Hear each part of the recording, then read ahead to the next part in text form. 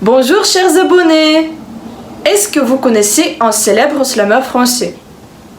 En effet, quand on dit slam en France, on pense tout de suite à Grand Corps Malade. D'abord, c'est quoi le slam? Le slam, c'est de la poésie déclamée sur scène.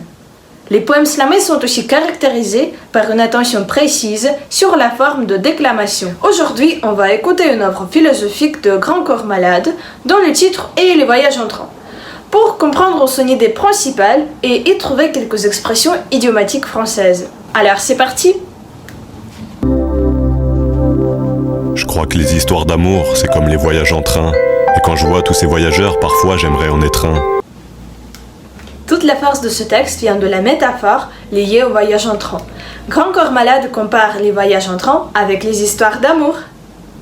T'imagines leurs commentaires, certains pensent que tu te plantes et que t'as pas les pieds sur terre.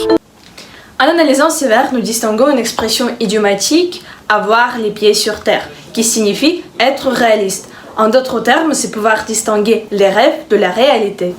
Mais la magie ne dure qu'un temps et ton histoire bat de l'aile. Toi tu dis que tu n'y es pour rien et que c'est sa faute à elle. Comme la vie en couple est inimaginable sans conflit, Grand Corps Malade mentionne ce fait dans ses vers mélancoliques où il utilise deux expressions idiomatiques.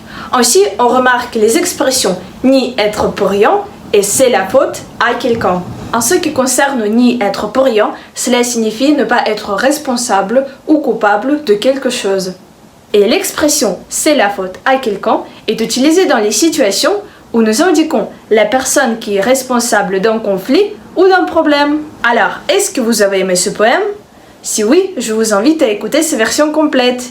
Et n'oubliez pas de vous abonner à ce compte pour ne pas rater la vidéo suivante qui sortira dimanche prochain. À plus tard!